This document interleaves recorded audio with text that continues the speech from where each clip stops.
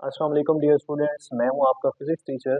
और आज जो टॉपिक हम लोग डिस्कस करने जा रहे हैं वो है field of force. Field of force, इस टॉपिक पर जाने से पहले थोड़ा सा आपका कंसेप्ट डेवलप करने के लिए आपको बताना चाहूँगा कि कुछ फोर्सेस हमारे पास ऐसी होती हैं जो कि कॉन्टैक्ट फोर्सेस होती हैं। बल्कि जितनी भी फोर्सेस हम देख चुके हैं, जब भी फोर्स हम अप्लाई करते हैं किसी भी ऑब्जेक्ट के ऊपर, तो उसके लिए कॉन्टैक्ट का होना लाजमी है। लेट्स से कि आप एक हैमर के जरिए एक नेल को पुश करते हैं दीवार में, तो उसमें जब तक कॉन्टैक्ट नहीं होगा तब तक आप फोर्स अप्लाई नहीं कर सकते। मतलब कि विदाउट कॉन्टैक्ट आप फोर्स अप्लाई नहीं कर सकते उस पर। तो लेकिन कुछ फोर्सेस हमारे पास ऐसी भी होती हैं स्टूडेंट्स के जिनमें कॉन्टैक्ट का होना लाजमी नहीं होता।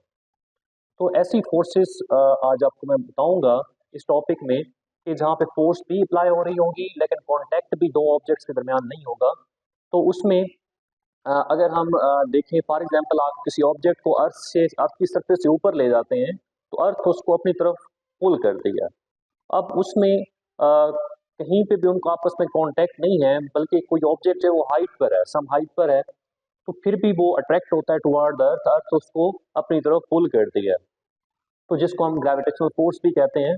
अब उन दोनों के दरमियान कोई कांटेक्ट नहीं है, फिर भी वो ऑब्जेक्ट क्या हो रहा है, अर्थ की तरफ मूव करना चाह रहा है, मूव कर रहा है, क्योंकि उस पर फोर्स अप्लाई हो रही है। इसी तरह से अगर हम मैग्नेट्स के एग्जाम्पल को देखें, अगर आप दो मैग्नेट्स एक दूसरे के करीब लेके आते हैं, तो जब दो मैग्नेट्स एक दूसरे के करीब आते हैं तो एक दूसरे के ऊपर वो फोर्स लगाते हैं, अट्रैक्ट या रिपेल करते हैं, वो डिपेंड करता है नॉर्थ पोल है या साउथ पोल है, डिफरेंट पोल्स हैं या सेम है। तो उनमें भी आपस में उनका आपस में कांटेक्ट नहीं होता, लेकिन फिर भी एक दूसरे के ऊपर वो फोर्स अप्लाई कर रहे होते हैं। तो सेम उसी तरह से अगर हम चार्जेस को देखें, क्योंकि हमारा जो चैप्टर है वो इलेक्ट्रोस्टैटिक्स है, तो हमें यहाँ पे चार्जेस को ही डिस्कस करना है। तो डियर स्टूडेंट्स, चार्जेस भी सेम इसी तरह से, जब दो चार्जेस को आप एक दूसरे के साथ प्लेस करेंगे तो चार्जेस भी एक दूसरे के ऊपर फोर्स लगाते हैं, जिसको हमने इलेक्ट्रिक फोर्स का नाम दिया था।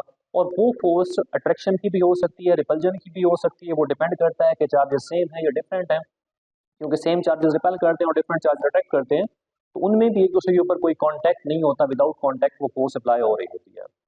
तो आज जो टॉपिक हम लोग डिस्कस करने जा रहे हैं वो भी इसी तरह से है कि इलेक्ट्रिक फील्ड क्या होती है। अब दो चार्जेस अगर एक दूसरे के करीब रखे हुए हैं तो एक दूसरे के ऊपर फोर्स क्यों लगाते हैं? क्योंकि उनके गिर्द एक फील्ड होती है, एक रीजन होता है।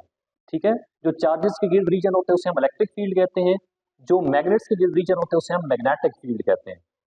तो इसी तरह से चार्जेस के गिर्द जो रीजन होता है जिसमें वो एक दूसरे के ऊपर फोर्स अप्लाई कर सकते हैं, उसी रीजन को हम नाम देते हैं इलेक्ट्रिक फील्ड का। सामने आपको स्लाइड में शो भी हो रहा है। फर्स्ट डेफिनेशन क्या लिखी हुई है, इलेक्ट्रिक फील्ड क्या होती है जी? द स्पेस और रीजन अराउंड द चार्ज, किसी भी चार्ज के गिर्द वो स्पेस या वो रीजन, कौन सा जी, points are with in which another charge experience force, कि उसकी फील्ड में जब आप एक और चार्ज को लेके आएंगे तो वो उसको अट्रैक्ट भी कर सकता है या रिपेल भी कर सकता है। तो उस रीजन को हम क्या कहते हैं, जो चार्ज की गिर्द फैला होता है उसे हम इलेक्ट्रिक फील्ड कहते हैं। ठीक है, तो चलते हैं अपनी नेक्स्ट स्लाइड की तरफ। तो माइकल फेराडे एक साइंटिस्ट थे जी, उनका क्या कंसेप्ट था अबाउट द इलेक्ट्रिक फील्ड, उन्होंने क्या बताया इलेक्ट्रिक फील्ड के बारे में? Michael Faraday said, according to Faraday, it is an intrinsic property of the nature that an electric field exists in space around an electric charge. अब ये electric field का origin क्या है, ये क्यों प्रोड्यूस होती है? तो फेराडे ने क्या कंसेप्ट डेवलप किया, उसने बताया कि ये एक इंट्रिंसिक प्रॉपर्टी है। तो स्टूडेंट्स, हम इंट्रिंसिक पहले ही जान चुके हैं कि इंट्रिंसिक प्रॉपर्टी हम हर उस प्रॉपर्टी को कहते हैं जिसकी वजह मालूम ना हो। तो सेम उसी तरह से जो माइकल फेराडे था, उसने इलेक्ट्रिक फील्ड का कंसेप्ट दिया, बट उसने कहा कि ये कौन सी प्रॉपर्टी है, इंट्रिंसिक प्रॉपर्टी है जिसकी वजह हमें मालूम नहीं हो सकी। Charge produce electric field in space surrounding in the form of sphere, मतलब चार्ज के गिर्द, जो दूसरा पॉइंट है सामने जो आपको शो हो रहा है, सेकंड पॉइंट आप देखें कि चार्ज के गिर्द जो फील्ड होती है वो स्फेरिकल शेप में होती है, चार्ज के गिर्द स्फेरिकल शेप के अंदर होती है। This field is tested by taking another charge in the field. अब उस फील्ड का अगर आप लोगों को पता लगाना है कि ये किस रीजन तक फील्ड है, तो आप क्या करेंगे, एक टेस्ट चार्ज को करीब लेके आएंगे। अब जिस पॉइंट पर आके उस चार्ज पर फोर्स लगना स्टार्ट हो, चाहे वो अट्रैक्शन की हो या रिपल्जन की हो, तो वहां से वो रीजन स्टार्ट हो जाएगा जो कि उस चार्ज का रीजन है, उसके गिर्द जो रीजन है जिसको हम इलेक्ट्रिक फील्ड कह रहे हैं।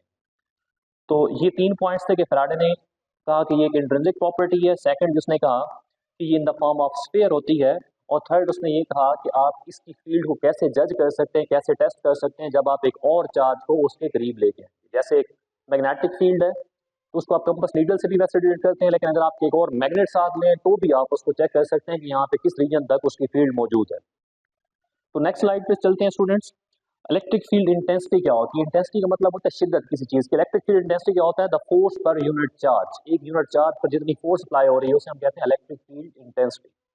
The magnitude of force experienced by a unit positive charge placed at a point in the electric field, इसको हम कहते हैं इलेक्ट्रिक फील्ड इंटेंसिटी। या सिंपली आप इसको फोर्स पर यूनिट चार्ज भी डिफाइन कर सकते हैं। इसका फार्मूला होता है E equal to F over Q।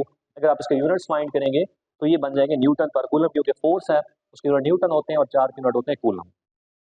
अब ये जो इलेक्ट्रिक फील्ड इंटेंसिटी है ये डिपेंड किस पे करती है?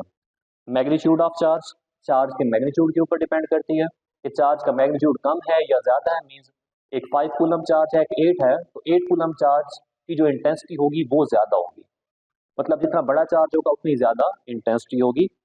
दूसरा ये डिपेंड करता है मीडियम पे कि मीडियम कौन सा है वहां पे। थर्ड है डिस्टेंस फ्रॉम द चार्ज, कि चार्ज से आप कितने डिस्टेंस पर हैं। अगर आप चार्ज के बिल्कुल करीब होंगे तो इलेक्ट्रिक फील्ड इंटेंसिटी ज्यादा होगी। सेम इसी तरह से अगर आप एक एयर कंडीशन के एग्जांपल लें, अगर आप एसी के करीब होते हैं तो कूलिंग ज्यादा होती है, और जब आप उससे डिस्टेंस बढ़ाते हैं तो उसकी कूलिंग कम होना स्टार्ट हो जाती है। सेम उसी तरह से जब आप चार्ज के बिल्कुल करीब होंगे तो electric field intensity, electric field की जो शिद्दत है वो बहुत ज्यादा होती है। लेकिन जैसे ही आप उससे दूर मूव करते हैं अपार्ट फ्रॉम इट, तो फिर उसकी जो इंटेंसिटी है वो कम होना स्टार्ट हो जाती है। इसका फार्मूला आप लोग देख चुके हैं, is equal to F over Q, और एफ का फार्मूला होता है k q over q two over r square. तो एक क्यू के साथ क्यू कैंसिल हो जाएगा तो आपके पास इलेक्ट्रिक फील्ड इंटेंसिटी का फार्मूला आ जाएगा। तो ये था जी आज का लेक्चर। इंशाल्लाह मिलते हैं अपने नेक्स्ट वीडियो में, तब तक के लिए अल्लाह।